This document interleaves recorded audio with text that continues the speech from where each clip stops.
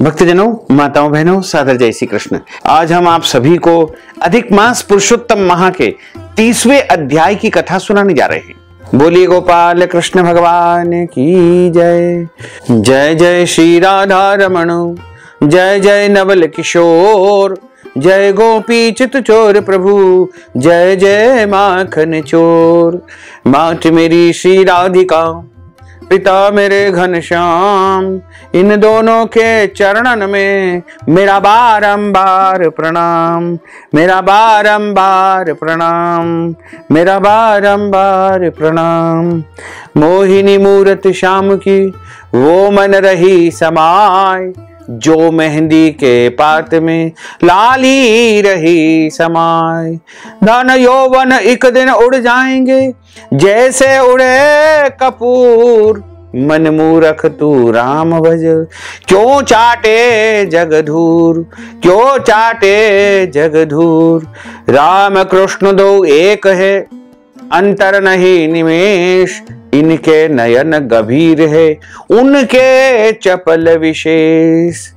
राधे तू बड़ भागिनी, कौन तपस्या कीन। तीन लोक तारण प्रभु, सो तेरे आधीन। तन पवित्र सेवा किए, धन पवित्र कर दान। मन पवित्र हरि भजन, सो होत त्रिविध कल्याण।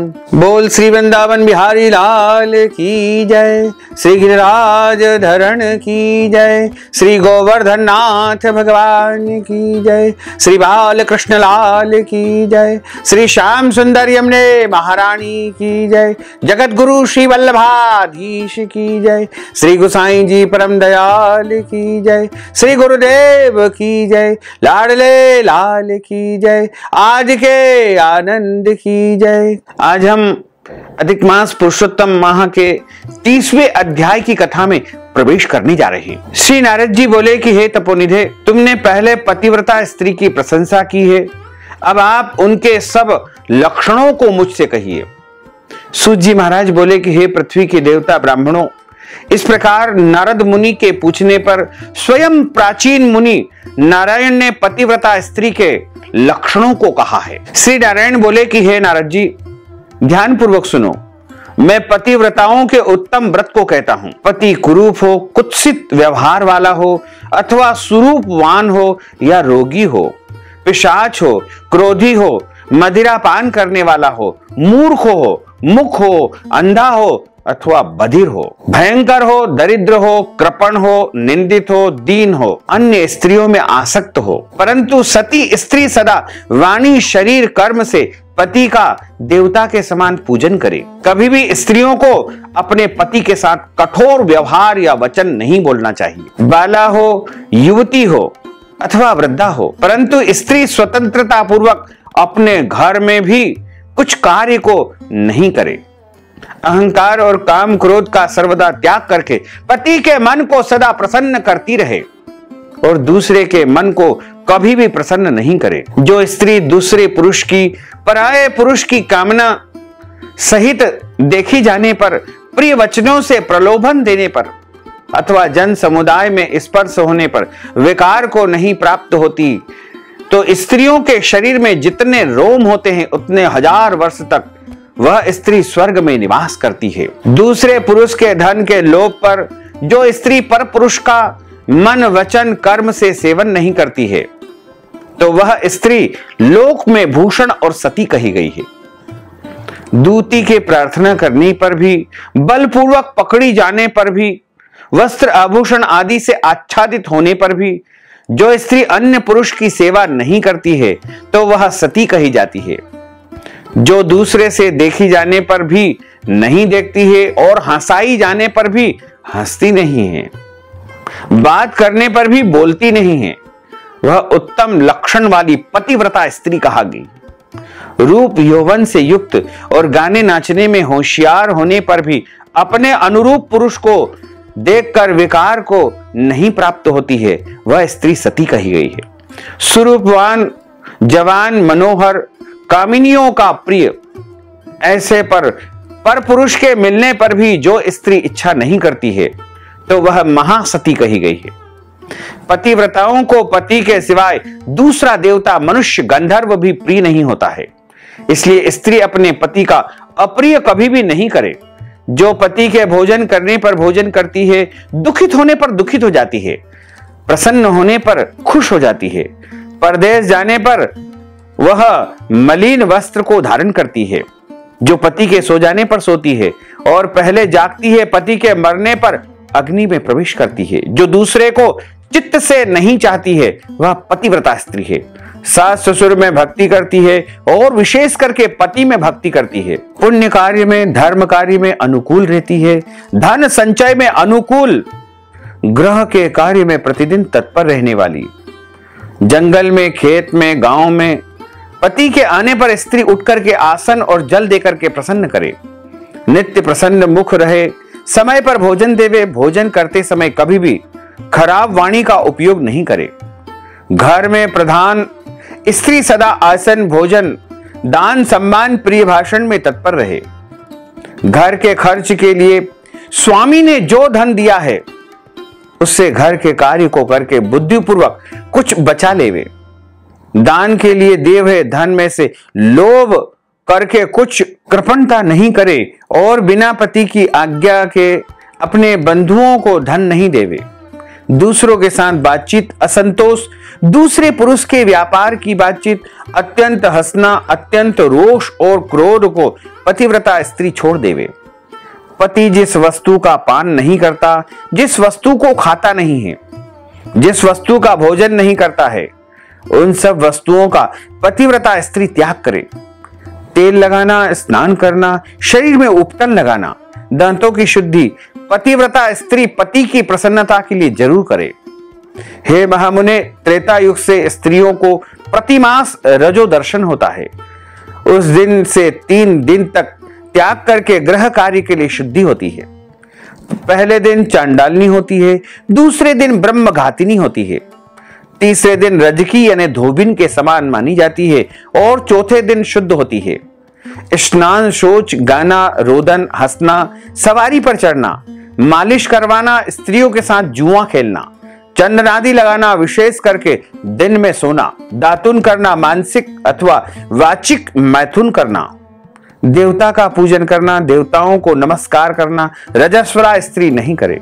रजस्वला स्त्री का स्पर्श और उसके साथ बातचीत नहीं करे। रजस्वला 3 रात तक अपने मुख को नहीं दिखावे।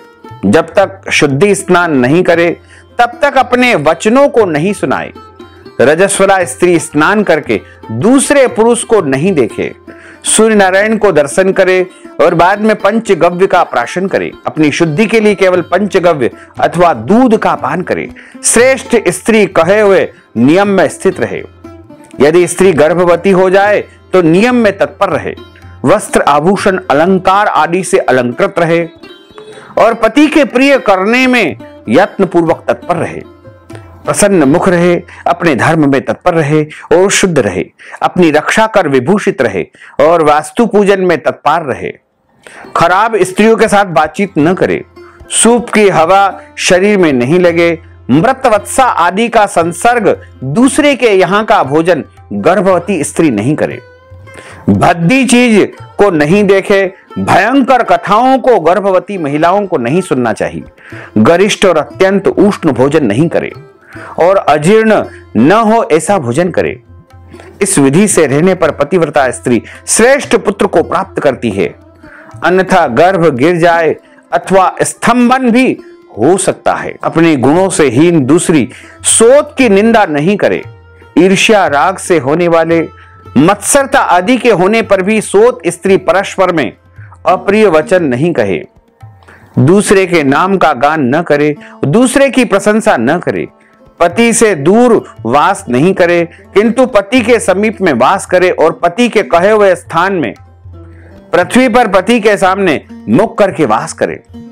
स्वतंत्रता पूर्वक दिशाओं को न देखे और दूसरे पुरुष को ज्यादा एक तक न देखे। विलास पूर्वक पति के मुख कमल को देखे।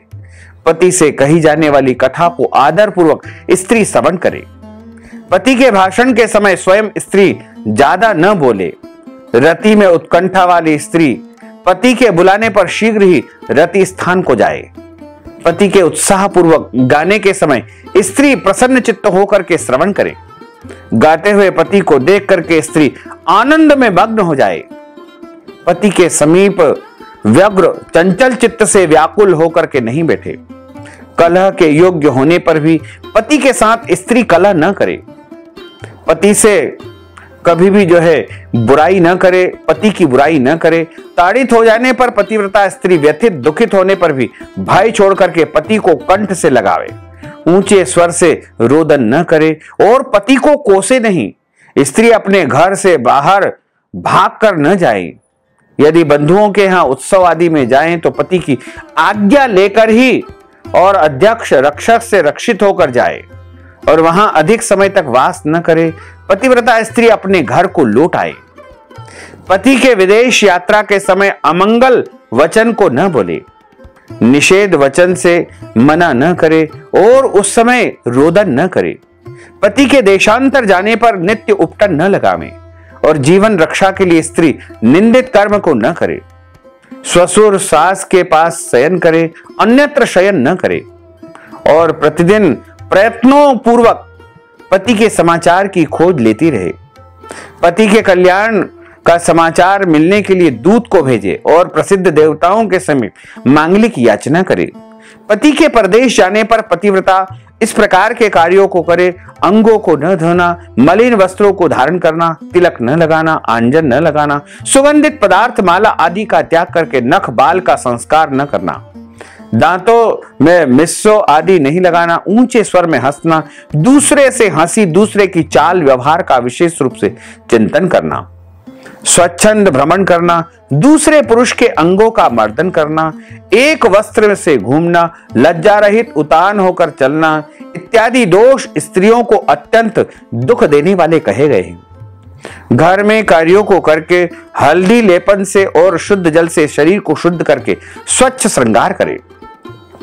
खिले हुए कमल के समान होकर पति के समीप जाएं। स्त्री के इस व्यवहार से युक्त और मन वचन शरीर से युक्त स्त्री पति से बुलाई जाने पर घर के कार्यों को छोड़कर शीघ्र पति के पास वापस जाए और कहे कि हे स्वामिन, किस कार्य के लिए आपने मुझे याद किया है? कृपा पूर्वक कहे। अपने घर के मुख्य द्वार पर अधिक समय तक गृहिणियों को खड़ा नहीं होना चाहिए और द्वार का सेवन न करे। स्वामी से मिली हुई वस्तु किसी और को न देवे। पति के उच्छिष्ट मीठा फल अन्न आदि को यह महाप्रसाद जान करके निरंतर होकर के उसका सेवन करे। सुख से सोएं, सुख से बैठें, स्वेच्छा से रमन करते हुए और आतुर कार्यों में पति को नहीं उठाएं। अकेली कर कहीं पर भी न जाएं, नग्न होकर स्नान न करे। पति स्वदेश करने वाली स्त्री को पतिव्रता न समझे। उलूखल, मूसल, झाड़ू, पत्थर, यंत्र, दहली पर पतिव्रता कभी भी न बैठे। तीर्थ में स्नान करने की इच्छा करने वाली स्त्री पति के चरण जल को पीवे। स्त्री के लिए श्री शंकर से भी अथवा श्री विष्णु भगवान से भी कहीं अधिक बढ़कर के पति कहा गया है। जो स्त्री पति का वचन न मान करके व्रत उपवास नियमों को करती है, वह पति के आयुष्य का हरण करती है और मृत्यु के बाद नरक को प्राप्त करती है। किसी कार्य के लिए कहीं जाने पर जो स्त्री क्रोध करके पति के प्रति पुनः पलट करके उल्टा जवाब देती है, वह गांव में कुतिया होती है और निर्जल वन में सियारिन बनती है।